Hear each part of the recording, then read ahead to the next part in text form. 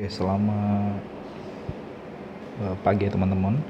Jadi kali ini saya akan menjelaskan tentang circulatory system.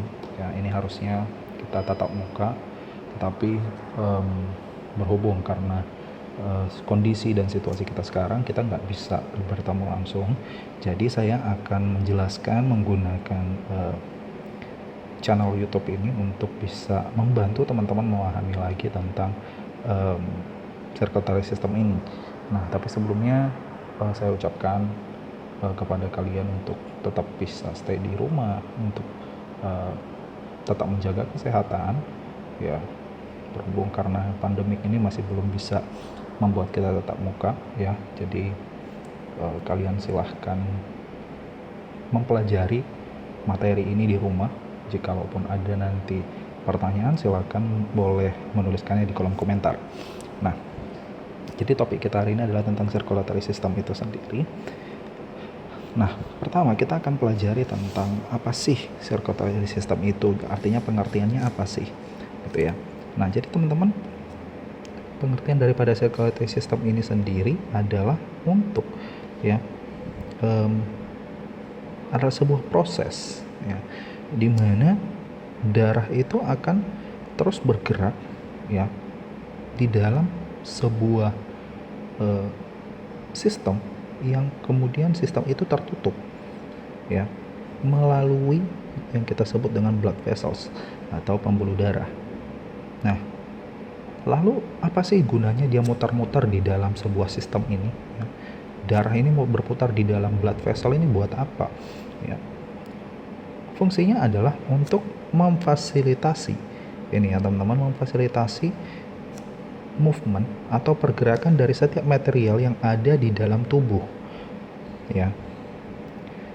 Contohnya apa? Ini contohnya adalah makanan, ya. Kemudian kalau misalnya kita juga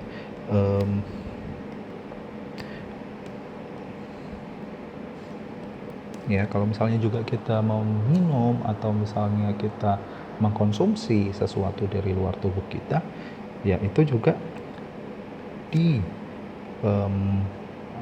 diantar oleh darah atau oleh sistem ini ke seluruh tubuh, ya. Kita ingat bahwa kita manusia ini punya berbagai macam jenis sel dan juga jaringan.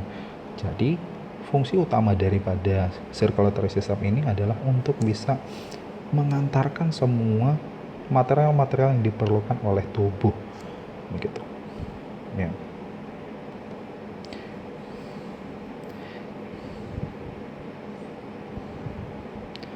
Oke, kita lanjut teman-teman.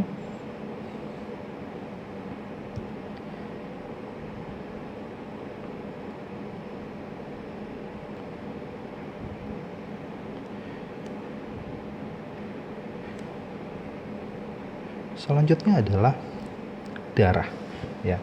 Jadi sebenarnya circulatory system kita ini dibagi atas dua bagian, ya. Dibagi atas dua bagian, ya. Darah itu sendiri ada yang kita sebut dengan fluidnya, ya. Fluidnya itu kita sebut dengan plasma darah, ya. Dan yang satunya adalah sel darah. Nah, kalau plasma darah inilah yang kita akan pelajari selanjutnya, begitu, ya. Begitu juga dengan sel darah. Sel darah ini dibagi atas 3, ya. Pertama adalah sel darah merah, sel darah putih, dan yang ketiga itu adalah keping darah, ya.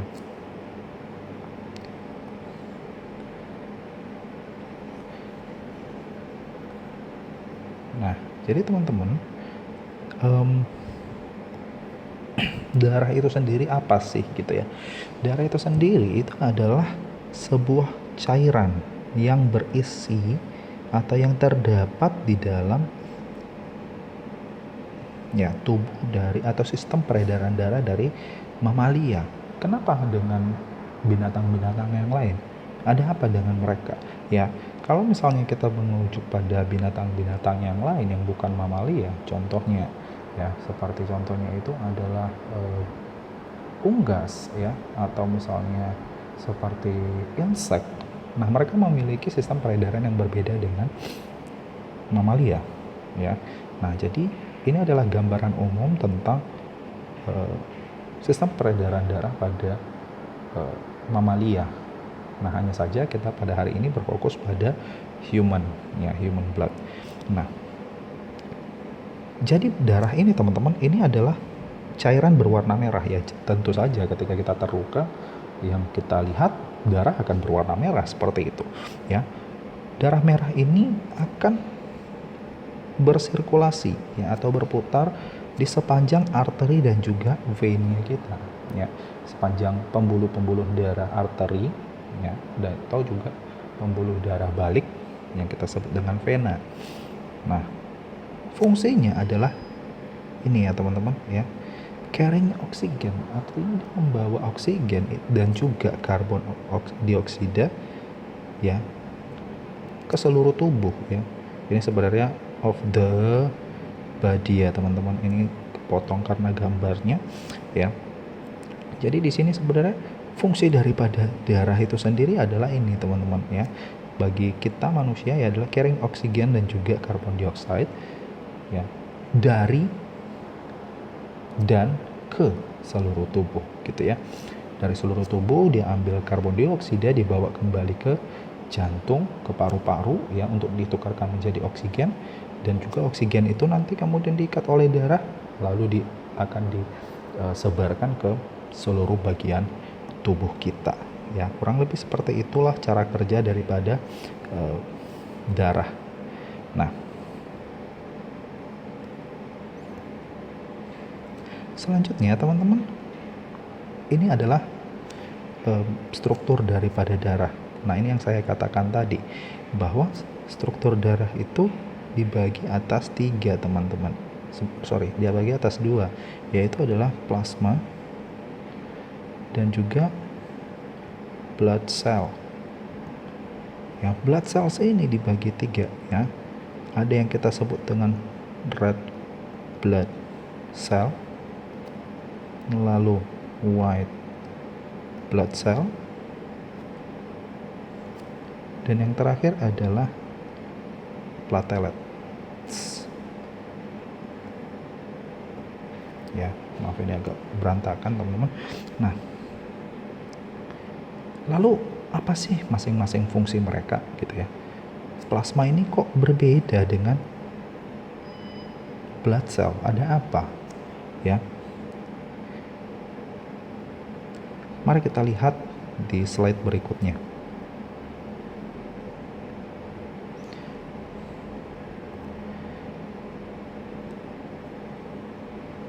Nah, ini dia teman-teman.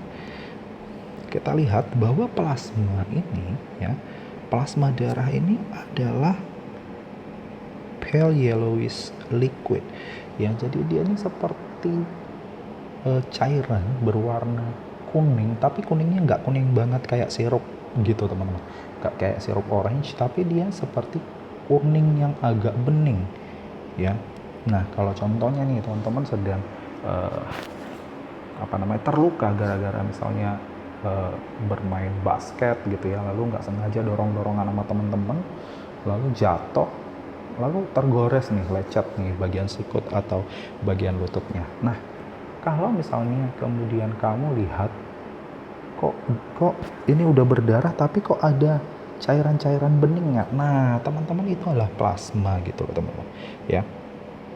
Jadi plasma ini terdiri dari ini teman-teman ya, 90%-nya itu adalah air ya. Lalu sisanya yang 10%-nya itu adalah ini dia ya, beberapa komponen-komponen atau substansi yang kompleks ya, yang juga terlarut di dalam plasma. Contohnya apa? Nah, contohnya adalah fibrinogen, protombin, dan antibodi. Nah, untuk fibrinogen dan protombin nanti teman-teman kita akan pelajari ini pada saat proses pembekuan darah gitu ya. Sedangkan kalau antibodi ini ya, ini adalah sebuah mekanisme untuk mempertahankan tubuh dari serangan bakteri atau patogen dari luar tubuh gitu ya. Lalu plasma ini juga melarutkan mineral salt ya, yang kemudian kita konsumsi tadi, baik lewat makanan kita ataupun minuman atau apapun yang kita konsumsi gitu ya. Contoh ini adalah contoh-contohnya teman-teman. Ya, ada klorin, ada hidrogen karbonat, ada sulfat, dan juga beberapa komponen-komponen yang lain atau mineral-mineral yang lain. Lalu selanjutnya adalah dia fungsi utama dari plasma ya, itu mengarah ke sini teman-teman ya, mengarah ke sini. Kenapa? Karena plasma ini fungsinya itu adalah carrying ya, carrying, sorry ini tulisannya jelek teman-teman, saya coba tulis ulang lagi ya.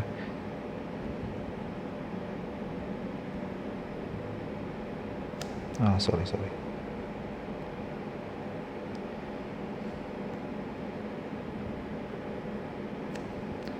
fungsi utamanya adalah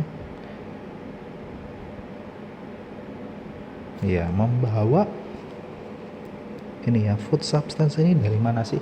Nah, food substance ini kita ambil atau kita dapatkan pada saat kita makan begitu ya. Pada saat kita makan, kita udah belajar itu ya waktu sistem pencernaan makanan.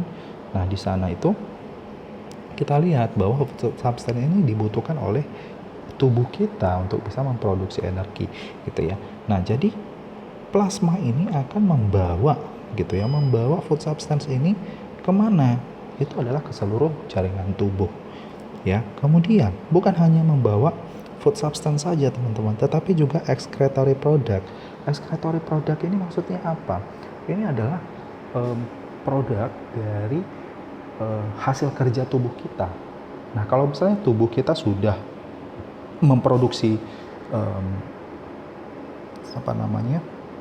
memproduksi sesuatu yang berguna bagi tubuh kita, contohnya energi gitu ya. Dia pakai food substance lalu dibakar oleh oksigen, bereaksi dengan oksigen menghasilkan energi.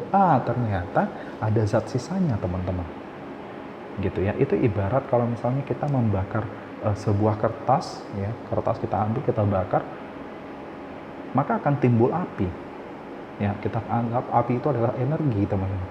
Sedangkan hasil daripada pembakaran itu kan menghasilkan abu. Gitu yang kemudian kita nggak perlukan. Nah, begitu juga dengan tubuh kita. Jadi ketika kita makan ya, kemudian plasma darah ini membawa semua sari-sari makanan atau food substance ini ke dalam seluruh jaringan tubuh kita, lalu dibakar teman-teman oleh oksigen untuk menjadi energi begitu ya, bereaksi dengan oksigen menjadi energi dan menghasilkan zat sisa. Nah, zat sisa inilah yang kita sebut dengan excretory product.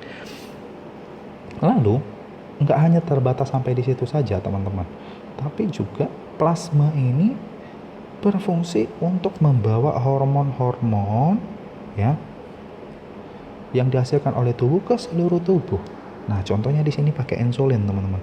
Insulin ini pernah mungkin sekilas saya jelaskan bahwa insulin ini adalah sebuah hormon yang mengatur kadar gula di dalam darah, ya. Control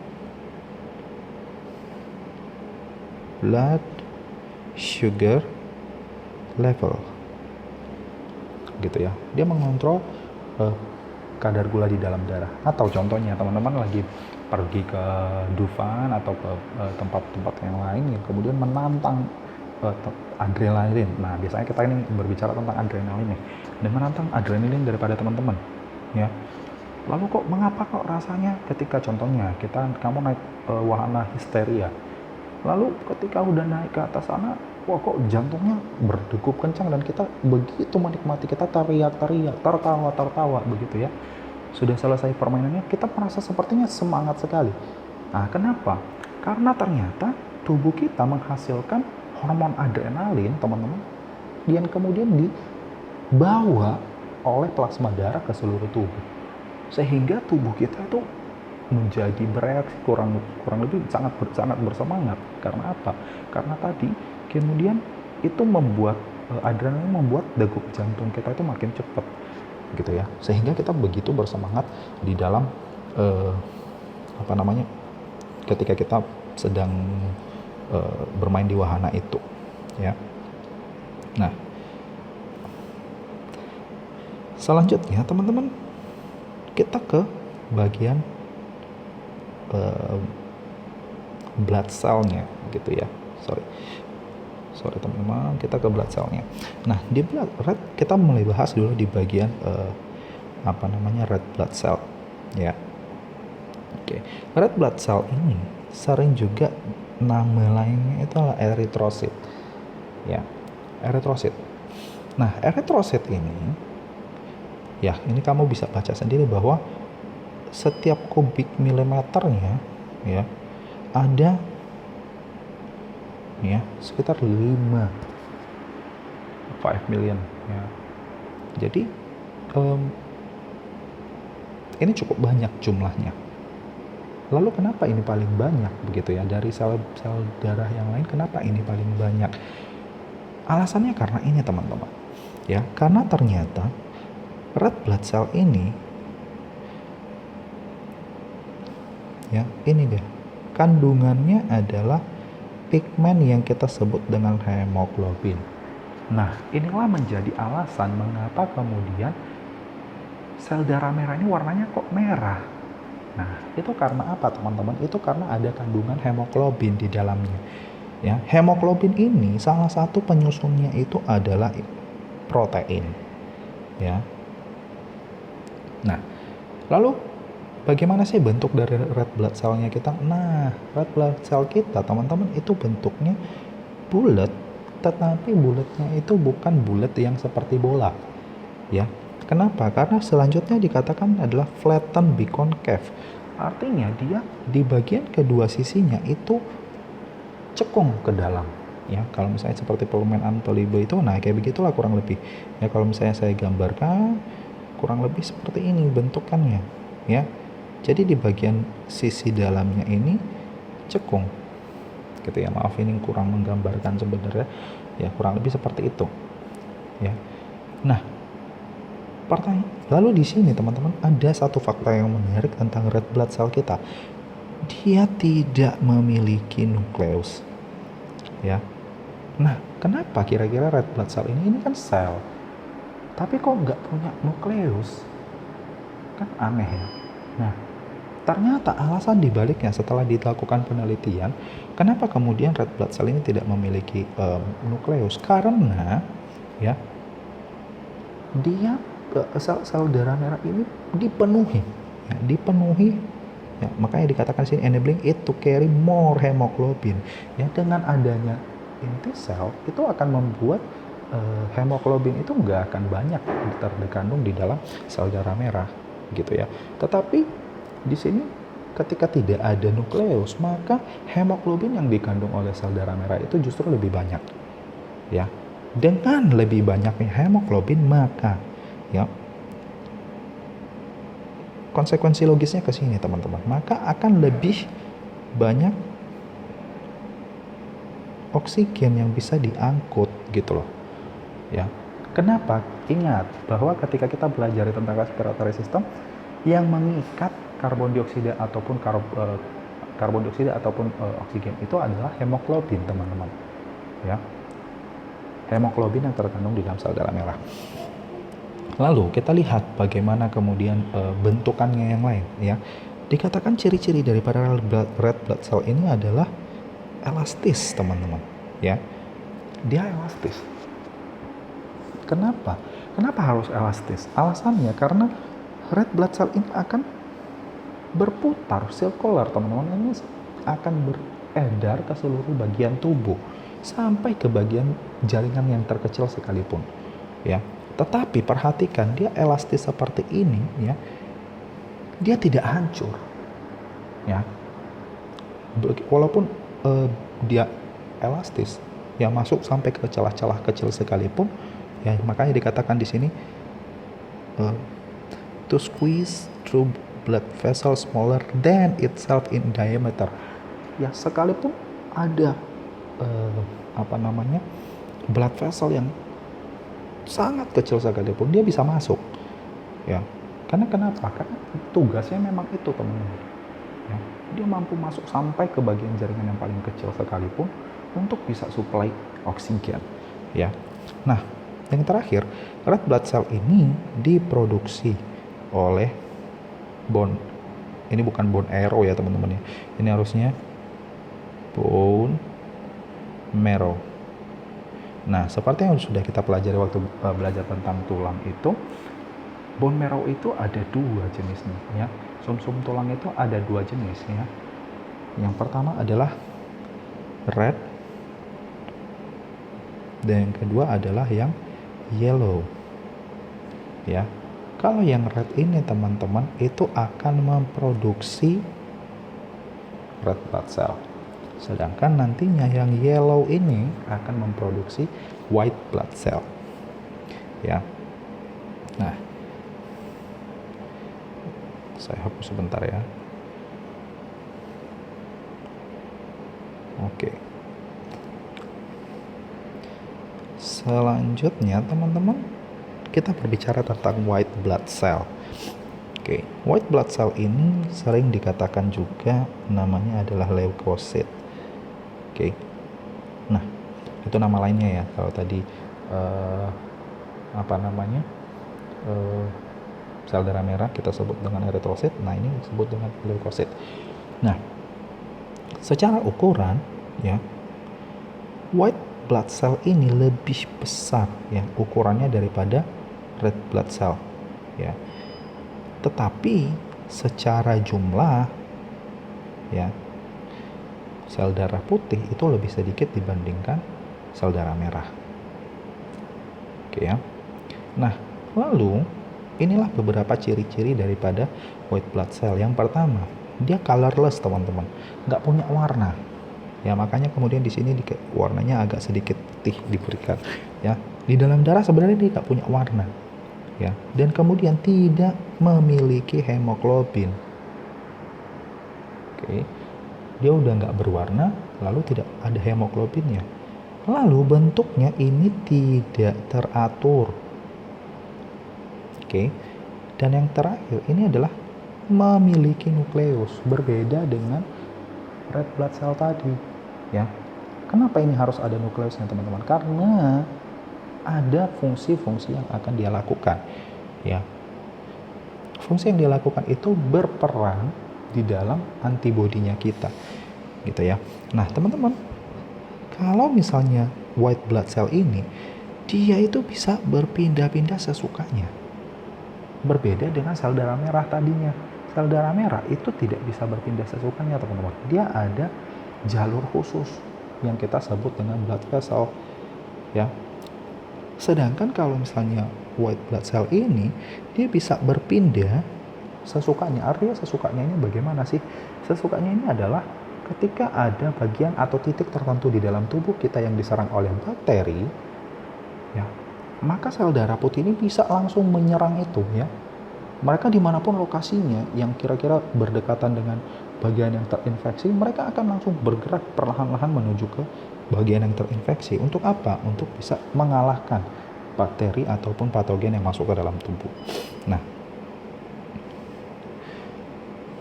oke ya, jadi perpindahannya ini bisa disertai dengan perubahan bentuk, ya.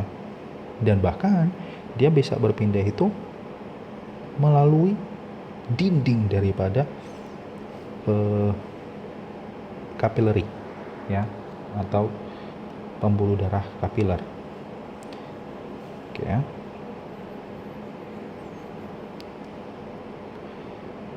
Nah, selanjutnya yang terakhir yaitu adalah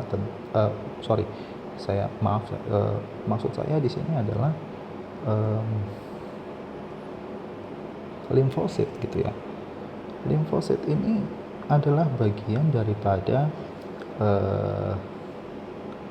sel darah putih masih termasuk sel darah putih, karena sel darah putih itu punya apa namanya, ada 5 jenis sebenarnya ya, tapi kita hanya mempelajari satu saja yang cukup berperan penting di dalam tubuh kita ya.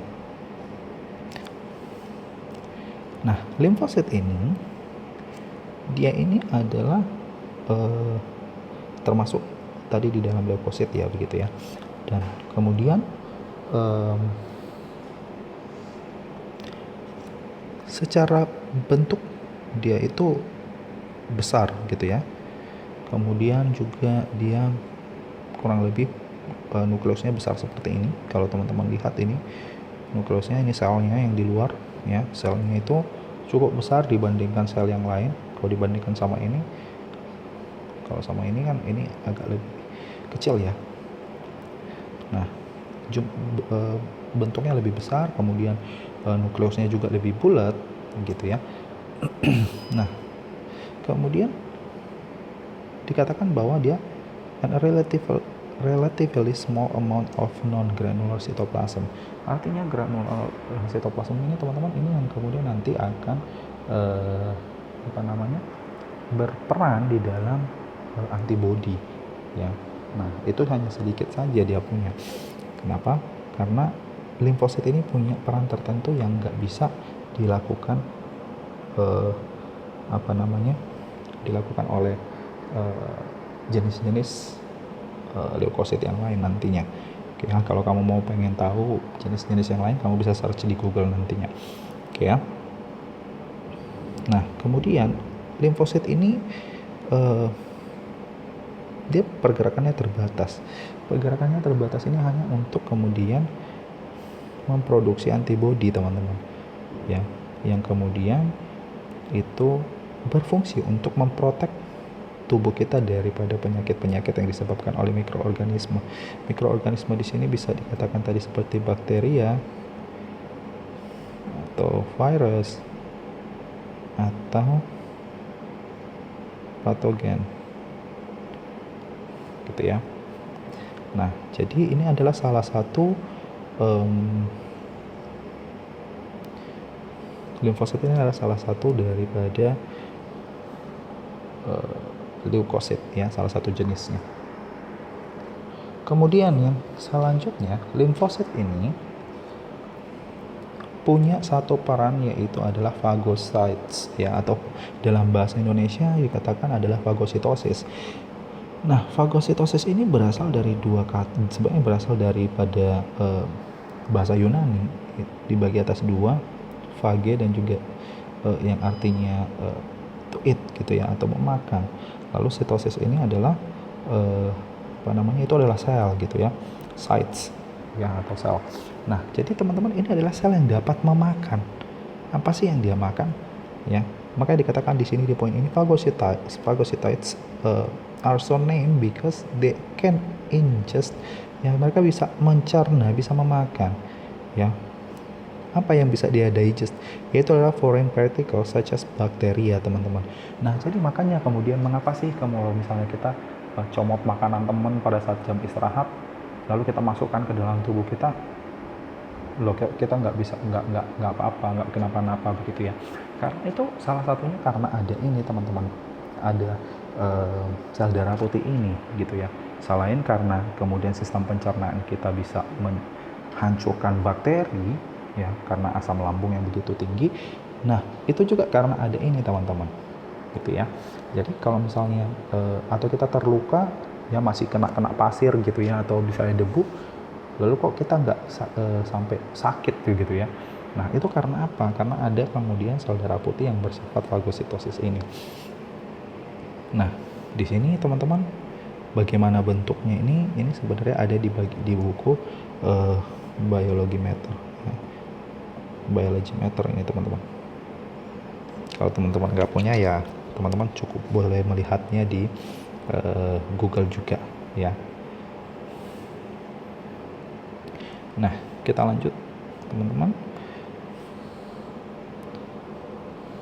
Nih ya, teman-teman, ini adalah keping darah dalam bahasa Indonesia ya. kita katakan ini keping darah dalam bahasa Indonesia. Dalam bahasa Inggrisnya adalah blood platelets atau yang sering kita sebut dengan thrombocytes. Nah, teman-teman, dikatakan bahwa blood platelets ini bukanlah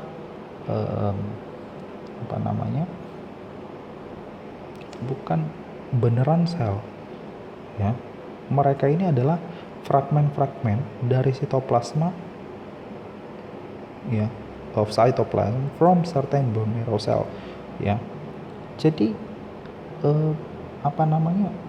trombosit ini bukan beneran sel, teman-teman, ya.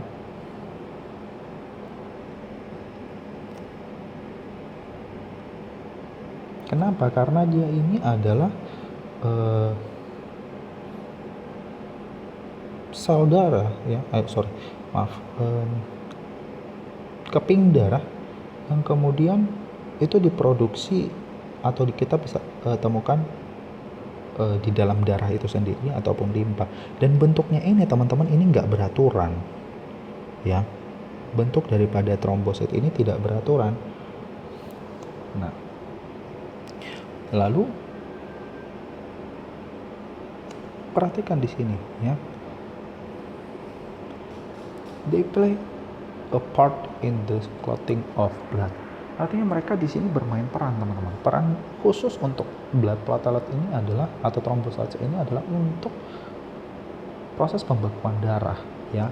Atau dalam bahasa Indonesianya koagulasi, gitu ya, teman-teman. Koagulasi atau proses pembekuan darah, ya. Tanpa adanya trombosit, maka pembekuan darah juga bisa terganggu, sehingga dengan luka kecil saja, kalau misalnya ini trombositnya, ya, nggak ada di dalam tubuh, maka dengan luka kecil saja kamu bisa pendarahan hebat. Nah, jadi inilah fungsi daripada blood platelets. Oke, teman-teman, kita kembali mereview, ya. Kita sampai di sini aja materinya dulu. Kita akan kembali mereview komponen daripada darah, ya. Yang pertama tadi adalah plasma, ya. Darah itu dibagi atas dua, ada plasma, yang kedua adalah blood cell, ya. Plasma itu fungsinya adalah untuk membawa semua sari-sari makanan, ya, atau mineral di dalam tubuh kita itu diedarkan ke seluruh bagian tubuh, ya. Yang kedua, kita masuk ke dalam blood cell, ya. Blood cell tadi dibagi atas tiga. Yang pertama adalah trombosit, gitu ya. Trombosit atau sel darah merah. Nah, trombosit lagi. Eritrosit, maaf teman-teman. Eritrosit, ya. Eritrosit fungsinya adalah untuk mengikat oksigen dan kemudian membawanya ke seluruh tubuh, ya. Kemudian hasil sisanya itu kemudian seperti karbon dioksida itu dibawa kembali ke paru-paru untuk kemudian ditukarkan dengan oksigen kembali. Selanjutnya adalah white blood cell, teman-teman. White blood cell fungsinya adalah untuk digest microorganism yang kemudian bisa merugikan tubuh kita, atau kita sering katakan bahwa white blood cell atau leukosit ini adalah antibody di dalam tubuh kita. Selanjutnya adalah thrombocytes atau blood platelets ini punya fungsi untuk clotting of blood, ya, atau pembekuan darah. Dalam bahasa Indonesianya adalah koagulasi. Nah, teman-teman, demikian untuk video kali ini. Jikalau ada pertanyaan, silakan boleh bertanya di kolom komentar. Lalu tetap jaga kesehatan, ya. Kemudian jikalau bisa lakukan exercise di rumah setidaknya ya 5-10 menit, dan juga jangan lupa berjemur, yang mendapatkan vitamin D dari sinar matahari yang kurang lebih kita dapatkan sekitar jam 9, gitu ya. Nah, itu saja teman-teman untuk video kali ini. Sampai jumpa.